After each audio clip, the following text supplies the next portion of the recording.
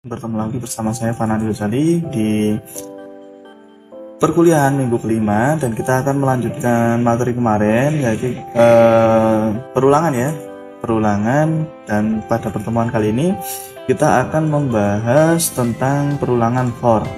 Kita lanjut aja menuju materi perulangan for ya. Oke, kita sekarang sudah membuka presentasi tentang struktur perulangan untuk for. Oke, untuk struktur perulangan for, untuk kata kunci for menunjukkan sebuah perulangan atau loop dalam C#. Perulangan for mengeksekusi blok pernyataan berulang kali sampai kondisi yang ditentukan kembali ke kondisi false. Ini masih mirip dengan yang kemarin tentang while, dan untuk sintaknya ada sedikit perbedaan.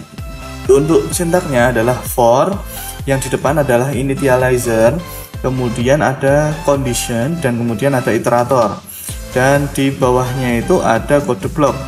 Dan untuk perulangan berisi for ini berisi 3 bagian yang tadi pada kondisi, yang di dalam initializer, di bagian initializer ini digunakan untuk menginisialisasi variabel yang akan lokal ke loop for dan tidak akan dapat diakses di luar loop. Itu juga bisa 0 atau lebih pernyataan penugasan, pemanggilan metode, kenaikan atau ekspresi penurunan, misalnya plus i, dan menunggu ekspresinya seperti apa. Kemudian condition adalah ekspresi boolean yang akan mengembalikan benar atau salah. Jika sebuah ekspresi bernilai true, maka ia akan menjalankan loop. Jika tidak, maka akan berhenti atau keluar. Kemudian ada iterator. Iterator itu untuk mendefinisikan pertambahan atau incremental atau decremental atau penurunan dari sebuah variabel untuk perulangan. Kita lihat aja contohnya seperti ini untuk sintaknya dan untuk contohnya. Pertama kali kita tuliskan dulu for, kemudian di sini tipe datanya apa? Integer, kemudian variabelnya i sama dengan 0. Oke, jadi seperti awal, kalau yang di do atau di while itu biasanya ini di depan ya, di atas, kemudian di dalamnya ada kondisi. Kalau di sini langsung kondisinya dituliskan di sini, i kurang dari 10, dan kemudian i plus plus atau untuk menjalankannya dituliskan di sini, dan kemudian baru penulisan kodenya apa yang mau dieksekusi dituliskan di sini, dan hasilnya adalah seperti ini. Tidak berbeda dengan penggunaan do while ya untuk yang ini.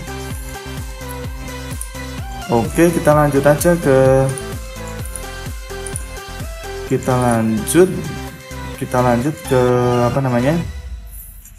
percobaannya.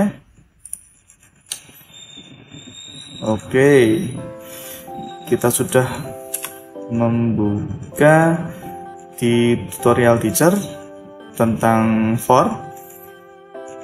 Kita langsung bisa coba di sini, try it. Seperti ini untuk percobaannya. Di sini ada for, tipe data, misal i sama dengan 0, i kurang dari 10, maka i akan bertambah, dan hasilnya seperti ini. Dan apabila kita akan ubah, misal akan menjadi penurunan ya, tadi kan sudah dibahas untuk decrement atau penurunan, maka dapat dituliskan seperti ini, seperti tadi.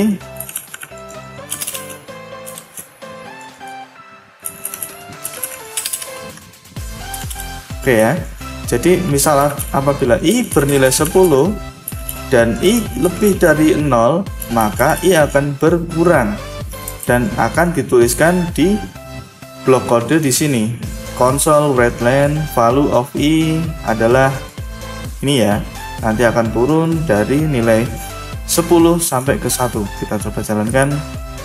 Oke, 10, 9, 8, 7, 6, 5, 4, 3, 2, 1 seperti ini. Oke ya. Jadi untuk penulisan perulangan menggunakan do while, dan for itu intinya sama, yaitu kita harus menentukan dulu nilai untuk atau variabel pada awalan, yaitu di i.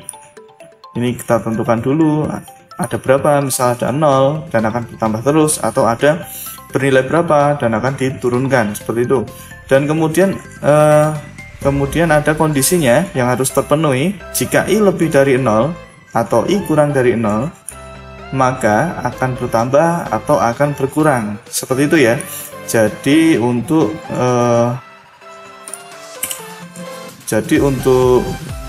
for seperti itu.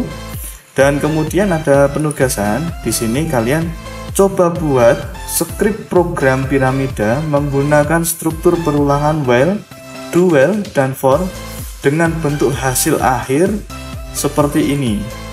Oke ya. Kalian bisa coba cari di Google. Nanti kalian coba jelaskan dengan while, do while, dan for dalam bentuk presentasi. Oke, jadi cukup perkuliahan pada kali ini. Kita tutup perkuliahan pada kali ini. Apabila saya ada perkataan yang kurang atau kurang lebih ya, saya minta maaf yang sebesar-besarnya. Saya tutup. Assalamualaikum warahmatullahi wabarakatuh.